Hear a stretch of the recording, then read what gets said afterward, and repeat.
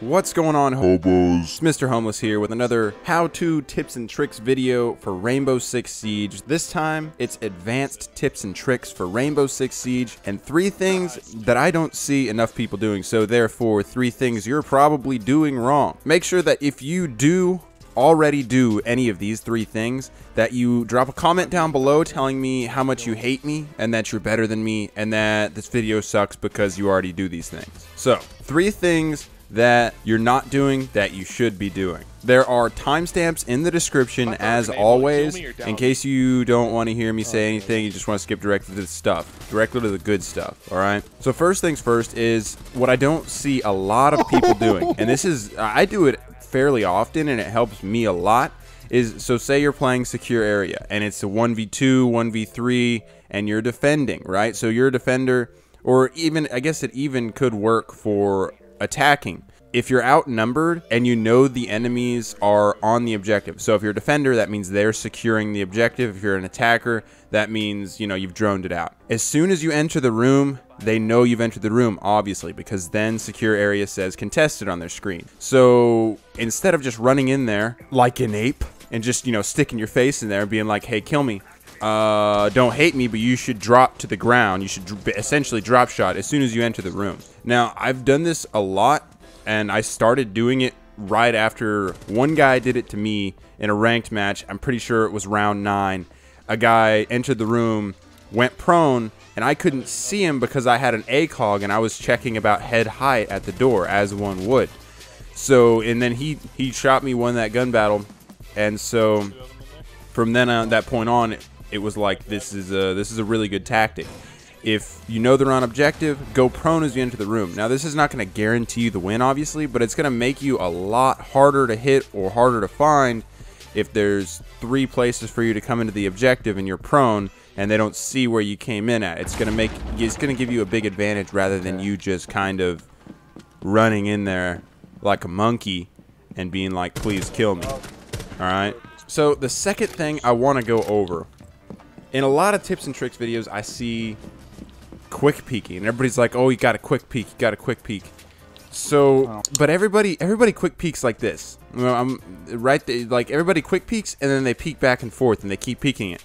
This, you're gonna die. People are gonna pre-fire where you're peeking at and you're dead. So don't, if you just peek and then peek again like once every half second, then they're gonna pre-fire and you're gonna die and it's gonna be useless. So what I want to point out to you guys is this is real science. This is real. This ain't bro science. This is real science.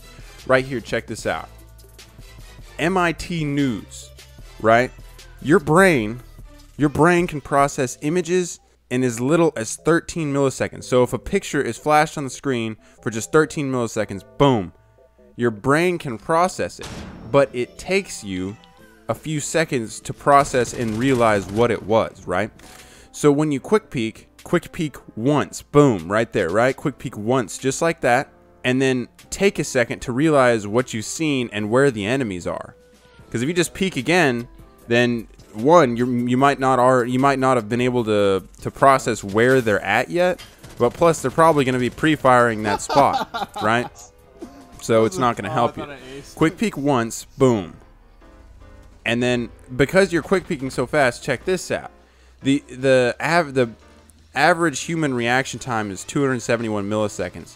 So if you super peek with this, you know, it's gonna, you know, just peek once real quick, you're gonna be there and gone so fast that unless they have like inhuman reaction times, they're not gonna be able to shoot you. Okay, so you quick peek once, you just sit there for a sec and kind of think about what you just saw, and then I would recommend changing your stance, like so crouch rather than standing it, but if you were crouching, then stand. And then go in and shoot where you saw them beforehand, right? So I got real science that says you should just quick peek once and then process where they're at and then go and start shooting. Now obviously if you're a potato, you know, it's not going to guarantee you a win or anything, but I just see too many people that are peeking back and forth a couple of times. Like an enemy's doing that to me and I just pre-fire where their head is and I kill them, and I'm like, I don't know why you were breaking your left thumb trying to quick peek me like that, but it didn't work there, buddy. So the last thing I want to go over is grenading from underneath the objective.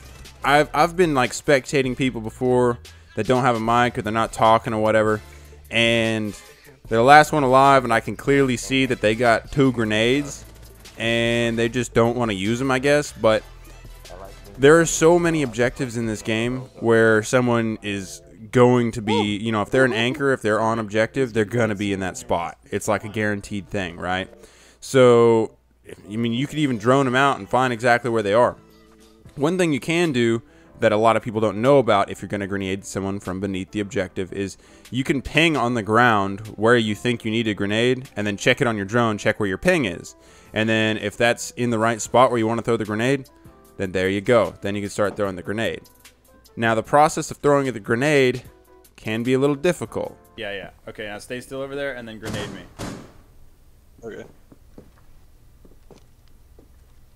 1 on 4 remaining. So there's these little reticles when you're cooking a grenade, right? You're holding the button down to cook the grenade. There's these little things on the screen that start flashing. Basically, there's the slow flashes and then there's the quick flashes. You need to throw the grenade right as the quick flashes start. I've kind of figured out it's about 3 seconds. But basically, as soon as the quick flashes start, then throw it up at the ground where you want to grenade the enemy from underneath. Now also, don't stand directly beneath it, because if you time it wrong, it's going to bounce off the roof there. It's going to hit you in the face, and it's going to be in your face disgrace. So, and you're going to die. That's just the thing, is don't stand directly beneath, where you stand at a little bit of an angle. Give that time, the grenade time, to kind of cook in the air as it gets there. Last time on Advanced Tips and Tricks, we talked about information and sharing information. So here's a clip of me not sharing information that gets my friend killed. What do you got saving? Saving this sweet window for you. Oh, there's someone on the stairs. Look out. There's someone on the stairs. Yeah. I tried moving and shooting. He's lit. It's bandit. This is Slick Willy, and Slick Willy died because I failed to share information with him. Now, do I really want to save Slick Willy's life? No. Slick Willy's a douchebag. But in hopes of winning the game, it's best to have him alive. So it's best to have as many warm bodies as you can, right? So that's just a little thing from the last time on Quick Tips, Advanced Tips and Tricks. If you want to go check that one out, I'll link it right here. But that's it for this video, guys. I hope these tips and tricks helped you get a little bit better. If they did, please subscribe, and I'll catch you next time. Peace.